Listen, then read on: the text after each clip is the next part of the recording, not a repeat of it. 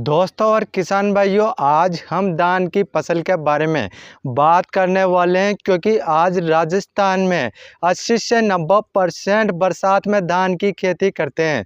तो उस धान की खेती में पहला खाद फेंकने के बावजूद भी अपनी धान की फसल में तना छेदक कीट लग चुका है। तो उस तना छेदक कीट को कंट्रोल करने के लिए आपको अपनी धान की फसल में कौन सा कीटनाशक डालें जिससे कि अपनी धान की फसल में तना छेदक कीट अच्छे से कंट्रोल हो जाए।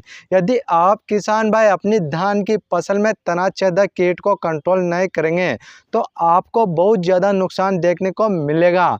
उस नुकसान से बचने के लिए आपको कीटनाशक डालना पड़ेगा अपनी धान की फसल में। तो उससे पहले यदि आप सभी हमारे चैनल पर नए हैं तो आप सभी हमारे चैनल को जल्दी से सब्सक्राइब कर लीजिए, क्योंकि मैं आप सभी को अनेक प्रकार की खेती बाड़ी से जुड़ी जानकारी इस चैनल के माध्यम से देता हूं, जिससे कि आप इस चैनल के माध्यम से अनेक प्रकार की जानकारी ले सकते हैं और अपनी फसलों में तरह तरह के कीट लगते हैं तो उन सभी की जानकारी मैं आपको इस चैनल के माध्यम से देता हूं। और आप सभी को यह वीडियो शुरू से लेकर लास्ट तक देखना है, तभी जाकर आप सभी समझेंगे कि अपनी धान की फसल में किस प्रकार से तना छेदक कीट को अच्छे से कंट्रोल करना है और उस कीट को कंट्रोल करने के लिए मार्केट से सबसे बेस्ट कीटनाशक कौन सा लेकर आए जिससे कि तना छेदक अच्छे से कंट्रोल हो जाए। और अभी मैं आपको एक पौधा तना छेदक का बता देता हूं कि तना छेदक लगने से पौधे की हालत किस प्रकार से होती है। तो किसान भाइयों, आप मेरे हाथ में देखेंगे कि यह तना छेदक जब धान के पौधे में लगता है तो इसके जो ऊपर के जो शाखाएं ब्रांचेस होती हैं तो यह सारा सूख जाता है। इनमें किसान भाइयों कीट लगता है एक तना छेदक स्टेम बोरल, जिससे कि यह धान का सारा पौधा सूख जाता है। और मैं इस पौधे को धान की खेती में से उखाड़ के लेके आया हूं, क्योंकि इसमें तना छेदक कीट लगा है तभी जाकर यह पौधा सूखा है, वो अच्छे से सूख गए हैं। तो इसको अच्छे से कंट्रोल करने के लिए तना छेदक कीट के लिए आपको अच्छा कीटनाशक लेकर आना पड़ेगा। यदि आप सही समय रहते हुए आप इस तना छेदक को अच्छे से कंट्रोल नहीं करते हैं तो आपकी धान की फसल में 30 से 40% तक बढ़ सकते हैं, जिससे कि आपके जो आने वाले धान की पैदावार हैं तो उसमें नुकसान देखने को मिलेगा। जैसे कि आपकी धान की फसल में बालियाँ भी आने वाली हैं तो उसमें भी नुकसान देखने को मिलेगा। तो आपको इन नुकसान से बचना है और आपको तना छेदक कीट अच्छे से कंट्रोल करना है।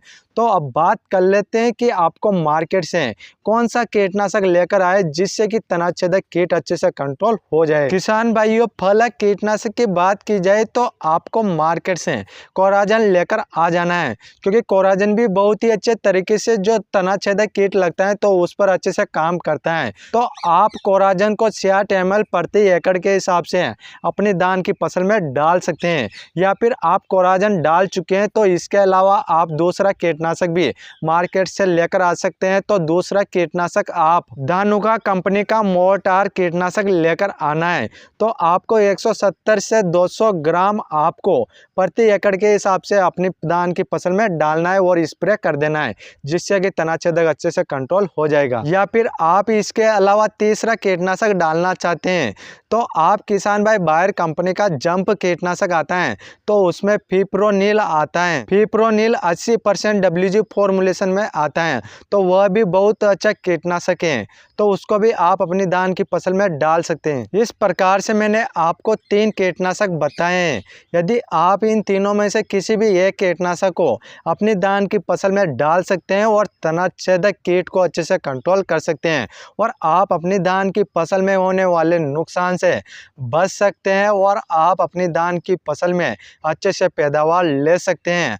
और यह वीडियो ज़्यादा से ज़्यादा किसान भाइयों को शेयर कर दीजिए, क्योंकि आज जितने भी किसान भाई राजस्थान में 80 से 90% धान की खेती कर रहे हैं तो उन धान की खेती में तना छेदक कीट लगता है, तो वह किसान भाई भी अपनी धान की फसल में तना छेदक कीट को अच्छे से कंट्रोल कर सके और अच्छे से रिजल्ट ले सके और अपनी धान की फसल में अच्छे से पैदावार ले सके।